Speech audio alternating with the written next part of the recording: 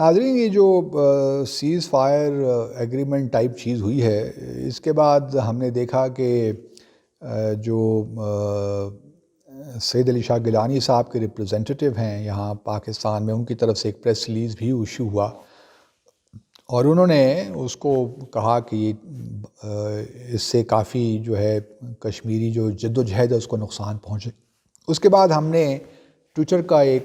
پہ ایک کشمیر، ہماری جو پاکستان کشمیر کمیٹی ہے اس کا ایک ہینڈل ہے، اس میں ایک بیان، ہم نے ٹویٹ دیکھا جس میں کہا گیا کہ جی یہ جو سیز فائر ایگریمنٹ ہے یہ کوئی ایسی بات نہیں ہے، اور جو لوگ بھی اس سیز فائر ایگریمنٹ کی مخالفت کرتے ہیں وہ ہندوتوا کو سپورٹ کرتے ہیں۔ اللہ اللہ، یہ کیا بات کر دی! گو کہ انہوں نے بعد میں اس کی تھوڑی ایکسپلینیشن دی ہے، لیکن اب گیلانی صاحب کو یہ کہنا کہ وہ ہندوتوا کو سپورٹ کرتے ہیں، میں تو بالکل اب کیا کہوں اس کے بارے میں، بہت عجیب بات کی ہے۔ گو کہ شہریار افریدی صاحب اس کو خود ہینڈل نہیں کرتے، اس اکاؤنٹ کو کشمیر کمیٹی کے، لیکن جو بھی کرتا ہے کشمیر کمیٹی کا اس اکاؤنٹ کو، ان کو تھوڑا بہت تو خیال رکھنا چاہیے کہ کیا بات کہنے کی اور کیا بات نہیں کہنے کی، اور جو بات کہنے کی ہے وہ بھی کس طرح کہنے کی ہے، کن الفاظ میں کہنے کی ہے۔ اور آپ چونکہ یہ ٹویٹ جو ہے گیلانی صاحب کے پریس ریلیز کے فوراً بعد آیا، تو اس وجہ سے تمام جو ہے ذہن اسی طرف گیا، اور کچھ کشمیر کے اخباروں نے بھی اور نیوز ایجنسی نے بھی اس کو اسی پیرائے میں لیا کہ یہ جو ٹویٹ تھا اور کشمیر کمیٹی نے سنپ کیا ہے گیلانی صاحب کو۔ بہرحال اب چونکہ کشمیر کمیٹی کے اسی ہینڈل پہ ایکسپلینیشن بھی آ گئی ہے، تو ہمیں اس بات پہ اطمینان ہے کہ چلیے انہوں نے اپنی غلطی کو ریئلائز کر لیا اور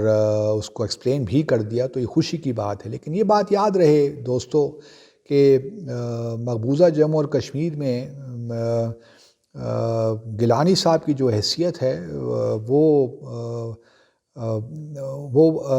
ایسی ہے کہ آپ اس کا اندازہ نہیں لگا سکتے۔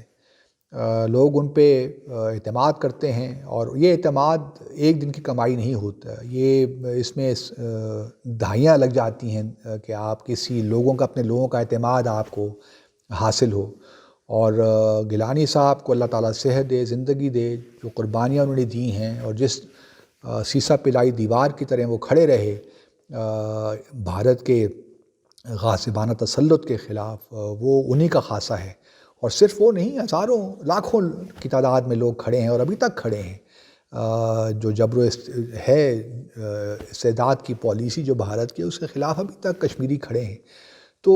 تھوڑا سا ہمیں احتیاط کرنی چاہیے۔ یہ اب الگ بحث ہے کہ سیز فائر ایگریمنٹ جو ہونا چاہیے تھا، نہیں ہونا چاہیے تھا۔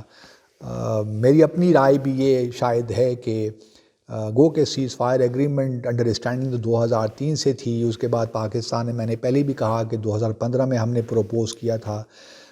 اس وقت تک تو یہ سب چیزیں ٹھیک تھیں، لیکن شاید اس وقت مجھے لگتا ہے کہ ٹائمنگ ٹھیک نہیں تھی۔ اس کو ہم پوسٹ پون بھی کر سکتے تھے، کوئی ہمیں جلدی نہیں تھی۔ اب دیکھنا یہی ہے کہ بنیادی طور پہ انیشیٹو ہوا کہاں سے انیشیٹو آیا۔ ہم نے لیا، یو ایس کی طرف سے آیا، بھارت نے انیشیٹو لیا، یہ ابھی تفصیلات ہمیں معلوم نہیں ہیں، اور جب تک تفصیلات صحیح معلوم نہ ہوں تو کچھ کہا نہیں جا سکتا۔ لیکن میرے حساب سے، میری اپنی اسیسمنٹ کے مطابق، تو یہ ٹائمنگ جو تھی وہ ٹھیک نہیں تھی اس کی۔ گو کہ میں بار بار یہی کہتا ہوں کہ ہم سب چاہتے ہیں کہ پاکستان اور بھارت کے درمیان تعلقات ٹھیک ہوں، لیکن کشمیر کے تنازع کے بغیر یہ معاملہ حل نہیں ہو سکتا۔ اب چائنا کا اس میں کیا رول تھا، امریکہ کا کیا رول تھا؟ اس وقت واقعی بھارت کو ایک چیز چاہیے تھی، جس قسم کا ہمارے ہاں ایک جو اس وقت سلسلہ تھا کشمیر میں، یا چائنا کے ساتھ جو بھارت کے تعلقات تھے، تو یہ ایک ہم نے تھوڑی سی جلدی کر دی میرے خیال میں بھارت کو یہ دے کر سیز فائر ایگریمنٹ کی صورت میں۔ لیکن چیزوں کو ہمیں اب کس طرح ہم اس کو نیگوشیٹ کرتے ہیں، دیکھیے چیزوں کو نیگوشیٹ کرنا پڑتا ہے، اور نیگوسیشنز کے لیے جو ہے مذاکرات کے لیے اپنے آپ کو پہلے اپنی چیزیں ارد گرد دیکھنا پڑتا ہے کیا حالات ہیں۔ تو ہم نے تھوڑا سا میرا خیال میں ٹائمنگ کے حوالے سے یہ درست نہیں تھا، اور باقی تو گیلانی صاحب یہی چاہتے ہیں کہ کشمیر کا تنازع حل ہو، اور کوئی نہیں چاہتا کہ اور کشمیری تو قربانیاں دے ہی رہے ہیں، چاہے لائن آف کنٹرول کے ادھر ہوں ادھر ہوں، مقبوضہ کشمیر کے اندر ہوں، لاکھوں کی تعداد میں لوگ شہید ہو چکے ہیں، تو قربانیاں تو وہ دے ہی رہے ہیں، اور قربانیاں دے رہے ہیں، اس لیے تو جموں اور کشمیر کا تنازع ابھی تک ہے۔ اگر کشمیری قربانیاں نہ دیتے تو یہ معاملہ تو کب تک ختم ہو چکا ہوتا۔ تو یہ کہنا کہ جی ہم نے کشمیریوں کے لیے کیا ہے، ٹھیک ہے کیا ہوگا، اچھی بات ہے، لیکن وقت بڑا امپورٹنٹ ہوتا ہے سفارتکاری میں، اور جب آپ وقت کا صحیح تعین نہیں ہوتا تو پھر جو ہے کوئی چیز ہم وقت کی مناسبت سے نہیں کرتے تو پھر مذاکرات بھی جو ہے آپ نتیجہ اخذ کرنا چاہتے ہیں وہ بھی آپ نہیں کر پاتے۔ تو اس کے بڑے پہلو ہیں،